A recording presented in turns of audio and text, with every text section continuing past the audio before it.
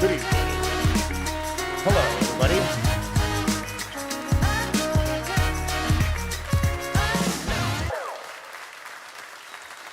Thank you. A major institution issues an updated clarification for weekly statement. It already corrected yesterday. A tech platform rolls out a redesign no one asked for, then posts a thread explaining why confusion is actually progress. A public apology is released, then revised, then quietly deleted, replaced with a commitment to ongoing dialogue. Nothing is resolved. Nothing is answered. Everything is updated. Reality isn't moving forward, it's buffering. And if this feels familiar, good. Because tonight, we're done pretending this is normal. Tonight, we're cutting through the noise. We're breaking down how real events get spun into distractions, why accountability keeps getting delayed by updates, how systems understand pressure, choose motion over answers, and call it progress. We slow the frame. We'll examine the pressure. And we won't pretend confusion is the same thing as complexity. If you're here live, lock in. If you're watching the replay, don't skip ahead. This one builds. I'm Robert Peel, and this is The Turn. And this is your spin on our current parody of events. Let's get right into it. Now, before we get started, it's my turn. Something is off, not broken, managed, not chaotic, curated. Already pre-spun.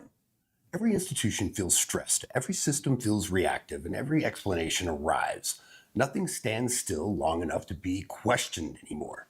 We don't get answers, we get revisions. We don't get accountability, we get updates. And every time pressure builds, the responsibility isn't clarity, it's redesign. New language, new framing, new rules that somehow apply in one direction. The story keeps changing, but the results never do.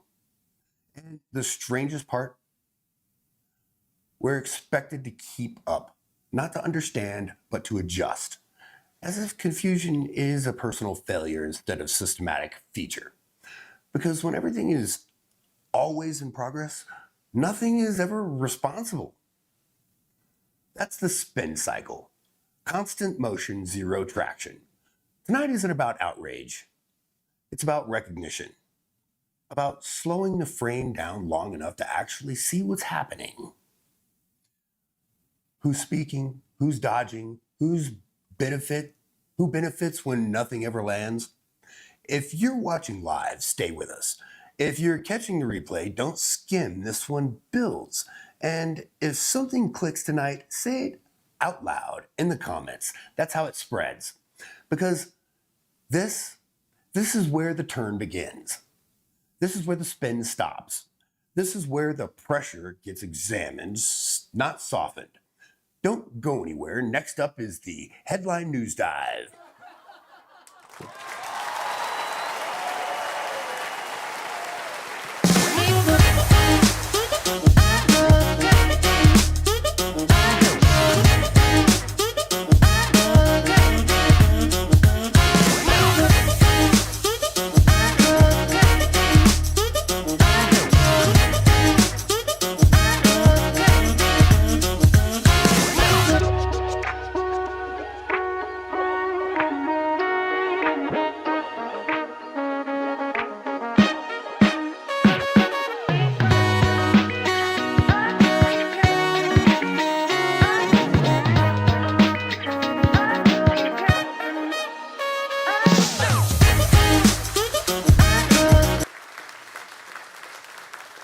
Thank you.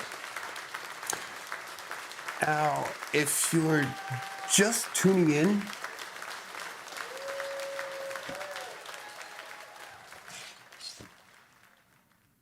If you're just tuning in, no, the world didn't suddenly fall apart overnight. It's been unraveling politely for a long time. Before we get rolling, one thing. If this sounds like reality to you, say that tracks.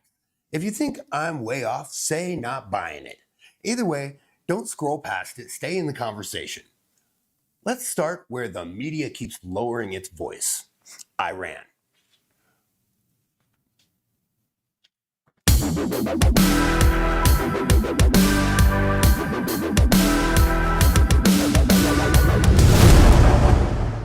News dive. I can't believe that just happened. That's gnarly, bro. Ladies and gentlemen, this is your headline news dive. And what's happening in Iran is not rising tension. It's not civil unrest. And it's definitely not isolated protests. It's a regime cracking down on its own people, hard, while the rest of the world argues about phrasing. Protesters beaten, jailed, executed. The government calls it restoring order. Western leaders call it deeply concerning. The media calls it complicated. It's not complicated. The United States tells its citizens to leave the country. Iran warns that any foreign interference will be met with retaliation. And once again, officials repeat the sentence that has never aged well. No one wants escalation. If this lines up with what you're seeing, say exactly. If this is all spin, say propaganda. Just drop it right in the comments and let us know what you think. I'm genuinely curious which way the room leans. Because here's the part everyone avoids saying out loud. When governments start preparing for the worst while publicly downplaying it. They're not claiming the situation, they're managing optics. And history has a terrible record with that strategy. Now, let's bring it home. Minneapolis. Protests continue in Minneapolis following a fatal shooting involving U.S. Immigration and Customs. Federal officials say the shooting was justified. Local leaders say the facts don't match the explanation. Both sides claim transparency. Neither sides agree on the story. So what happens next? More federal agents, more demonstrations, more distrust? We've seen this. And we've seen this pattern before. Force gets framed as stability. Questions get framed as extremism. And people living in the middle are told to stay calm while their city becomes political, like a pressure cooker. This stopped being about immigration enforcement a long time ago. This is about authority. Who has it? Who questions it? And how much force is considered acceptable once trust is gone?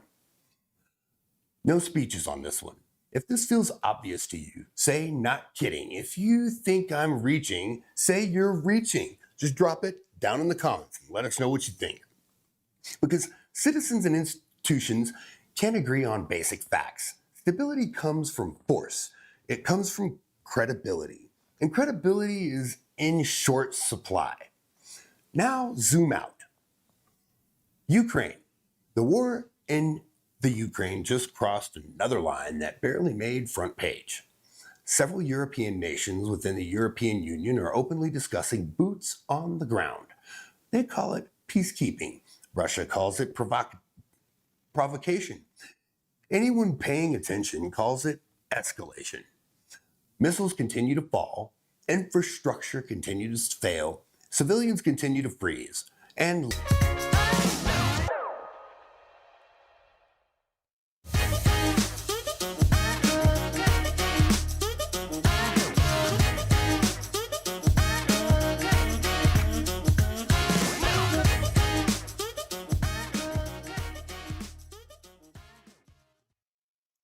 all right. From the very beginning of civilizations, leaders have figured out something faster than they figured. Outlaw, currency, or borders. Control the narrative, and you control the people. That's not paranoia. That's history. Empires didn't just conquer land, they conquered memory. They decided which wars were heroic, which defeats never happened, and which voices are erased entirely. History wasn't written by the people, it was written by the winners, and then edited to make themselves look righteous. After the blood dried, we've had calendars rewritten, borders redrawn, religions edited, translated, retranslated, and re-weaponized, all to keep populations aligned, obedient, and pointing in the right direction. And somehow in 2026, we were supposed to believe we're smarter than that now. And we're not. And this, ladies and gentlemen, brings us to the segment where I speak my mind, where everything I've told you could be true or not true, because it's just the thoughts out of my mind. And this is why Robert Peel has no friends. This is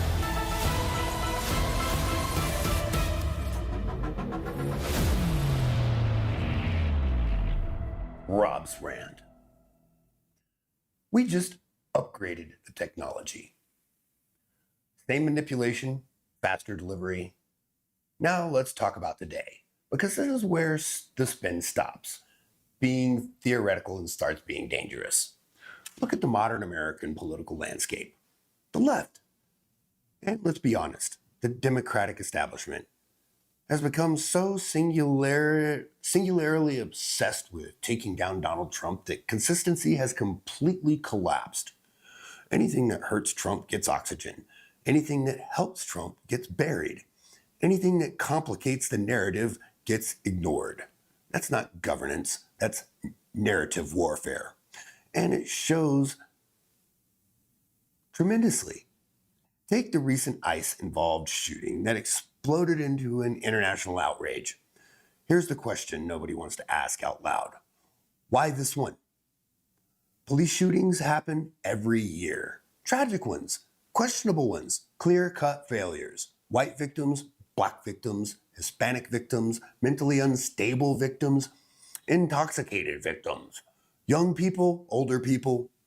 Most of them never trend. Most of them never get protests. Most of them never get wall-to-wall coverage. So what changed? The label, ICE. That's it. If ICE wasn't involved, if immigration wasn't attached, if Trump's name couldn't be floated somewhere nearby, this wouldn't be a national story. That's not heartless, that's pattern recognition. There was a kid in Colorado high on mushrooms, panicking in his car, shot and killed. No marches, no national outrage, no narrative utility. And there are dozens more like him. But suddenly, this case becomes the moral emergency of the week. Why? Because it fits the approved storyline. Now let's be precise, because this matters. This doesn't mean the shooting shouldn't have been investigated. It doesn't mean the questions shouldn't be asked. It means the reason this case was elevated to has less to do with justice and more to do with political usefulness. And that's where the hypocrisy becomes impossible to ignore. You don't get to claim moral authority when your outrage only activates on command. You don't get to lecture the country about justice when you cherry pick which victims matter based on whether they help your political objectives. That's not compassion. That's exploitation. And it's not limited to one side. But right now it's being deployed aggressively by the left because the incentive structure rewards it. Media outrage drives clicks, and clicks drive power. Power drives election. Truth, optional. Here's the real issue nobody wants to confront. Narrative control has replaced responsibility. Instead of leaders saying, here are the facts, let the investigation run. We get, here's the framing. now react emotionally. Instead of consistency, we get selective morality. Instead of accountability, we get slogans. And once that happens, reality fractures. Because if two Americans can watch the same incident and be handed two completely different moral conclusions, not based on evidence, but based on political alignment, then we're not debating policy anymore. We're living in parallel realities. And that's how societies crack, not from disagreement, but from the manufactured perception. Here's the blunt truth, and this is supposed to make you uncomfortable. If your outrage depends on who benefits politically, then it isn't outrage, it's obedience. And when obedience replaces thinking, democracy turns into theater. Now, if all of that feels heavy, good, it should. But before anyone hyperventilates into a think piece, let's zoom out. Because this universe has a sense of humor, and nowhere is that more obvious than the place where every serious issue immediately collides with bad takes, worse dancing, and the guy explaining geopolitics from the front seat of a Honda Civic. Social media, the only place where global tragedy shares screen space with prank videos, lip sync therapy, and people screaming. Do you research? Because that's over a video they didn't even watch, where outrage lasts 12 hours, accountability lasts 0, and everyone suddenly becomes a constitutional scholar. And as long as there's a ring light involved. So let's take a breath from power, the spin doctors, and the narrative engineers, and head to the funnier side of the universe, where the takes are hot, the logic is optional, and the reality officially slips on a banana peel. Before we go, drop a comment. Tell me what story you think is being spun right now, not what you were told to think, what you actually noticed. And if you're tired of being talked at instead of talked to, subscribe and stick around. Next is the Hump Days social media roast. Stick around, we'll be back in 1 minute.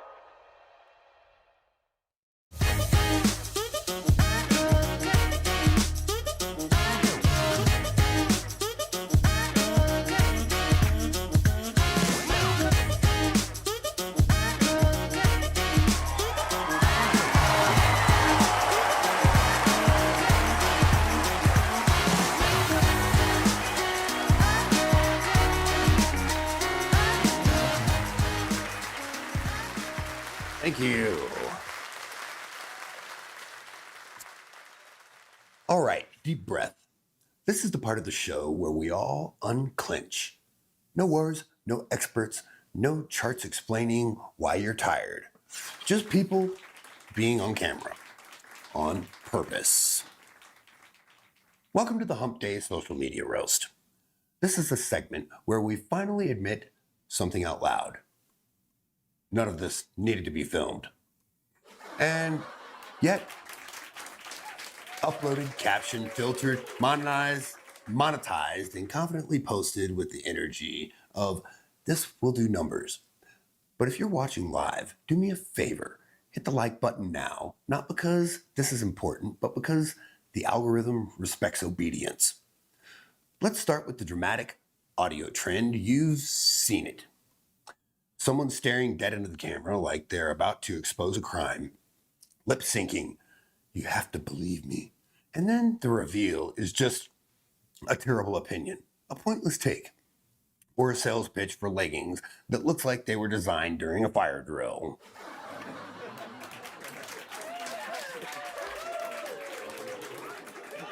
The delivery says courtroom testimony.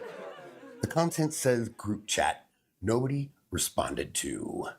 That's not persuasion. That's performance anxiety with subtitles. Drop a comment if this has already hit your feed today. No shame. We're all victims here. Next up, the late arrival flex. People proudly posting how late they showed up to the airport. Like it's a life hack. Like TSA is just vibes now. Cut to the sequel. Missed flight, lost luggage, existential crisis in a Hudson news aisle. The algorithm loves this arc. Confidence collapse. Part 2. Because nothing performs better than someone discovering consequences in real time. Then, somehow, the fence running challenge made a comeback.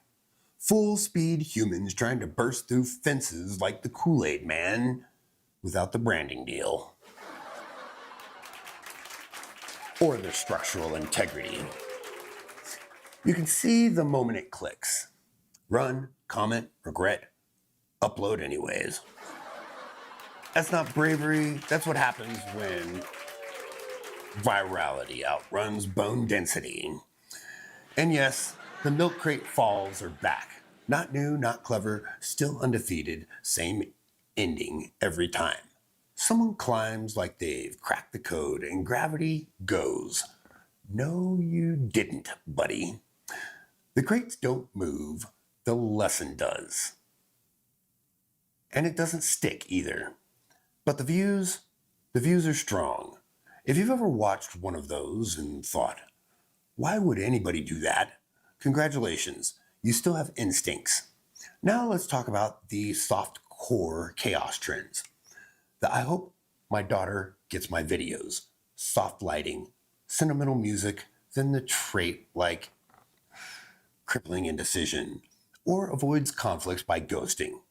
That's not legacy, that's generational conflict farming. And then the forced positivity wave. Joy has a habit of returning. Posted over footage of a sink, a sidewalk, and nothing, because the algorithm decided sadness was out and vague optimism was in. Not healed, not happy, just aggressively fine. And of course, the nostalgia reboot crowd. 2026 is the new 2016. Same dances, same jokes, same energy, except now everyone's tired and the knees are bad. That's not nostalgia, it's recycling. Hollywood does it with movies, social media does it with people. Here's a pattern underneath all of this. People aren't asking, is this a good idea? They're asking, will this get engagement? And the algorithm keeps answering, yes, if you're willing to fall. Fall off the ladder, fall into the pool fully clothed, fall for the trend one more time, because attention doesn't care if you're smart. It just wants motion, preferably sudden, preferably painful, and obviously vertical. If this segment made you laugh, share it, not because it helps us, but because someone you know needs to be gently reminded that every thought needs a camera. All right, if this is what people do for likes, for reach, for 8 seconds of validation, then Wednesdays, What the Flip is next And that's where we stop laughing at clips and start asking, what kind of world is producing them? Same energy, less mercy. Don't move. You're going to want to see this. We'll be right back.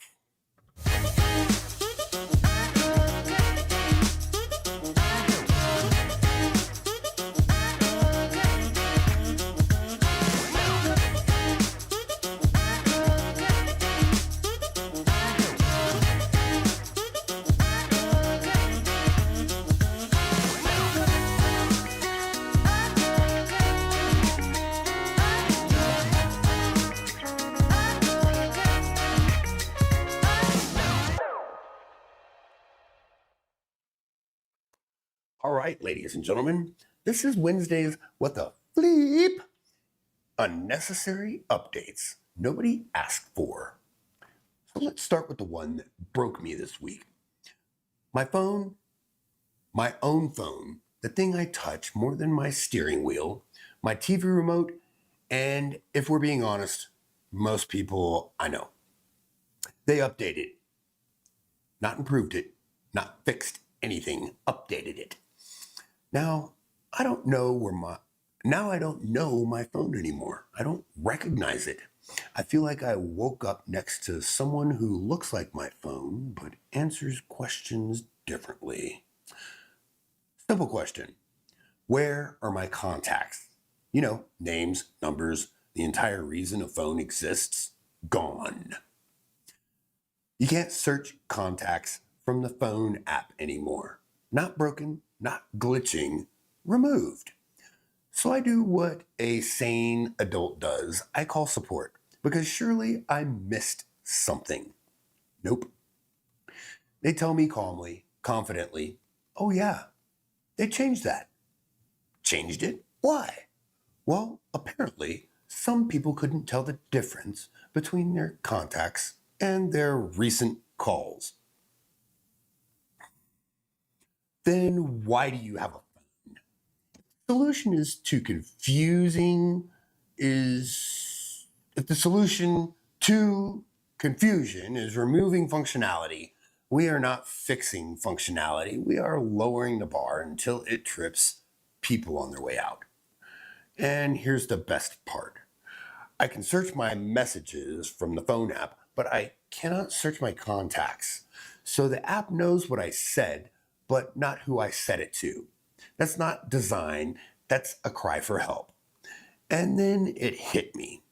This isn't about phones. This is about unnecessary updates nobody asked for. Because somewhere in a very expensive building, a very serious meeting happened where someone said, we need to show progress. And someone else said, nothing's broken, instead of stopping the meeting. And instead of stopping the meeting, they moved the buttons. This is what happens when creativity dies, but payroll lives on. And once you notice it, you see it everywhere. Menus at restaurants now read like legal disclaimers. You don't order food anymore. You acknowledge concepts, formerly known as fries, deconstructed chicken, artesian water. That's not an update. That's insecurity on a plate. Language gets updated too. Every 6 months, someone releases a clarification on words we've been using just fine for decades. No. When we said that, we meant this, unless it's Tuesday or ironic or you're smiling. Nobody wants confused, nobody asked, but now everyone's nervous. Corporations do this constantly. We hear you.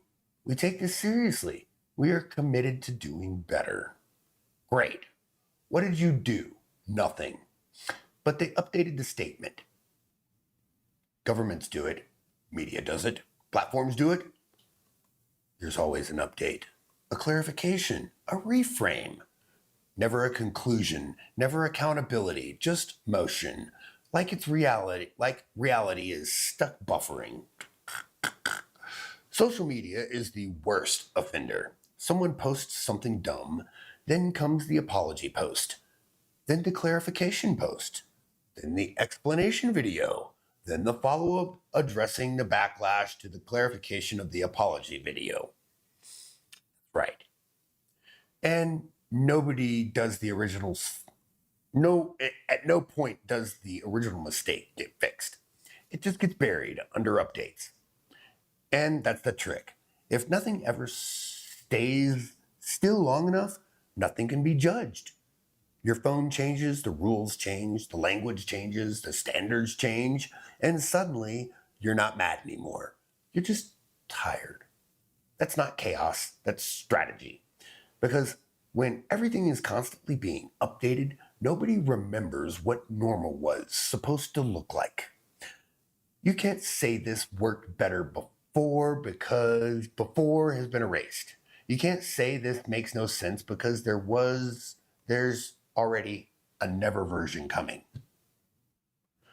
And if you complain, they don't argue. They just say, we're rolling out improvements. Translation, sit down, you'll adapt. So yeah, I'm not mad at my phone changed. I'm mad because it didn't need to. I'm mad because someone confused activity with progress. I'm mad because if it's not broken, don't fix it. Used to be wisdom, and now it's treated like resistance. And if you feel this, if you stared at your screen lately thinking, why did they touch this? You're not crazy. You're just living in a world that won't stop updating long enough to ask whether it should. That's Wednesday's What the Fleep. And coming up next, if unnecessary updates are the symptom, wait until you see the full-blown meltdown. Don't go anywhere. The deep turn. Pull back the camera, and if you pull back the camera far enough, the noise starts to blur. We'll be right back. Don't go anywhere.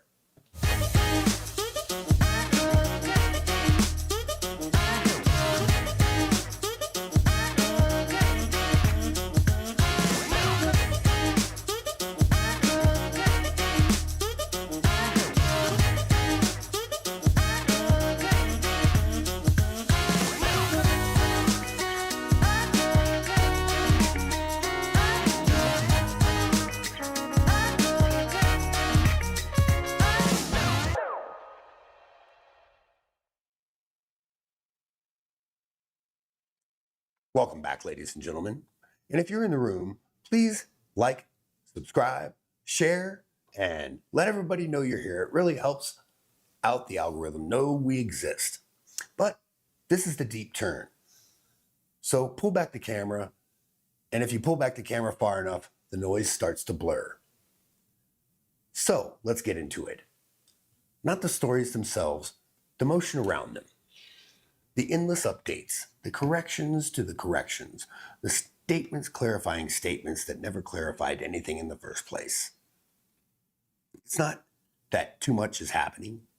It's not that too much is happening all at once, everywhere, all the time. Multiple systems are being stress tested simultaneously. Institutions, media, leadership, attention, trust. And none of them were designed to operate under permanent emergency conditions. Excuse me. They were built for moments of crisis, not a lifestyle of crisis. So everything feels unstable, even when nothing technically breaks. Authority used to slow things down. Now it accelerates them. Being in charge no longer means being believed. Titles don't settle debates. Credentials don't end arguments. Announcements don't close chapters. They just trigger the next cycle reaction, backlash, counter-reaction, revision, distraction. Legitimacy used to come from consistency. Now it's rented, moment to moment. And that environment, motion becomes a strategy. If you keep moving up, issuing updates, rolling out changes, reframing language, introducing new urgency, you never have to sit still long enough to be held accountable. Nothing fully lands, nothing fully resolves. Everything is developing. The result isn't clarity, it's exhaustion. People aren't burned out because they don't care. They're burned out because they're asked to care constantly, selectively, and immediately, with no shared agreement on what actually matters. Outrage becomes modular. Context becomes optional. Memory gets shorter. And somewhere in that churn, a shared reality starts to thin. Not because everyone disagrees. Disagreement has always existed.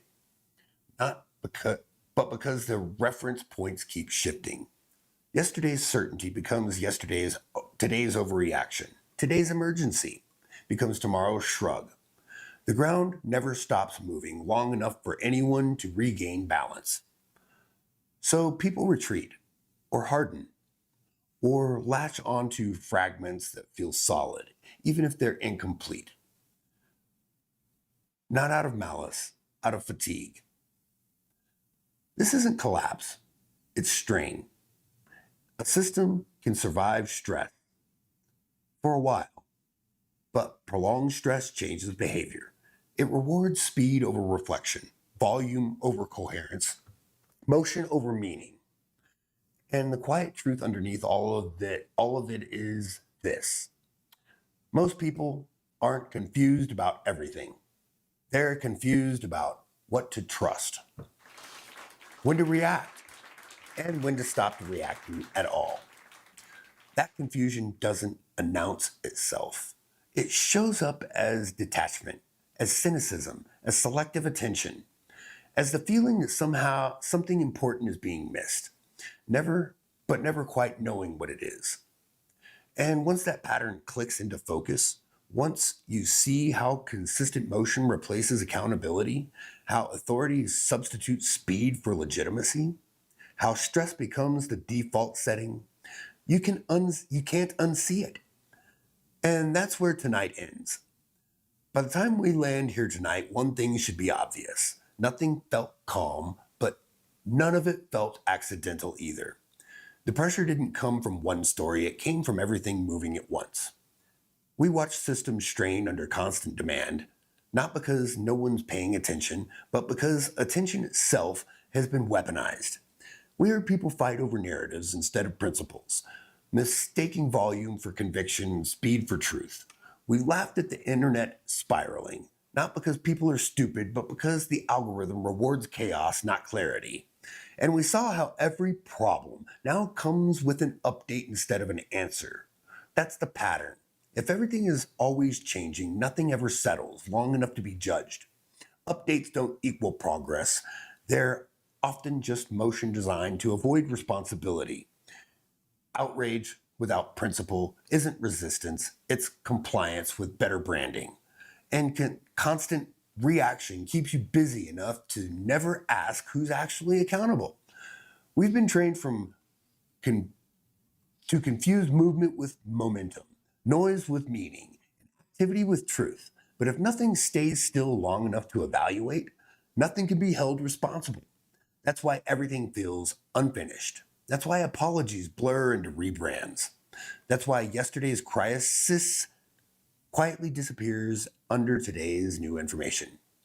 So maybe the move forward isn't another take, another post, another update nobody asked for.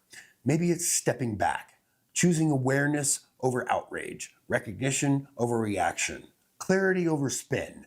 Because when things finally slow down, even briefly, accountability has nowhere left to hide. And that's the silence everyone keeps trying to update their way out of. If tonight helped you see the pattern, instead of just feeling, if it made the chaos make a little more sense, then take that with you. Subscribe if you haven't, share with someone who's tired of the spin, and come back next time. We'll keep pulling the camera back.